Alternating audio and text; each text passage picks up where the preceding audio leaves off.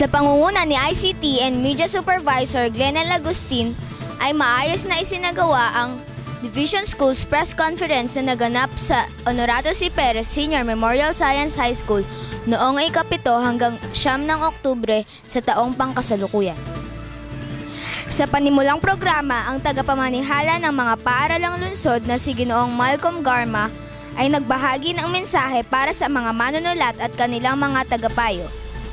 Pagkatapos ay malugod na tinanggap ng punong guro ng HCPS-MHS ang mga paaralan. Ang una hanggang ika-5 panalo lamang ang mabibigyan nito at ang kampiyon lamang ang mabibigyan ng Certificate of Merit para sa kanyang tagapayo. Sa kabuuan, pangalawa ang paaralang sentral ng Silangang Cabanatuan na may 78 puntos.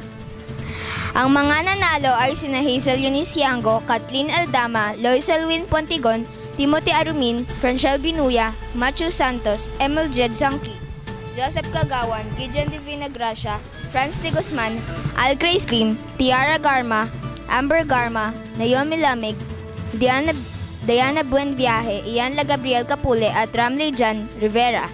Sa pamatnubay ni Ginang Nenita San Pedro, Ginang Mariben Lopez at Ginang Florida Alejandro. 7 sa mga nabanggit na manunulat ang tutungo sa Regional Schools Press Conference.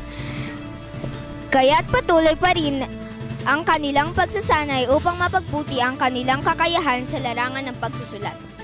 Ako po si Arian Jane C. Fajardo mula Cabanatuan Central School sa pamatnubay ni DepEd Media Bureau Member Rose Ann Coleco, nag-uulat para sa DepEd Hour DWJ Radio Vision.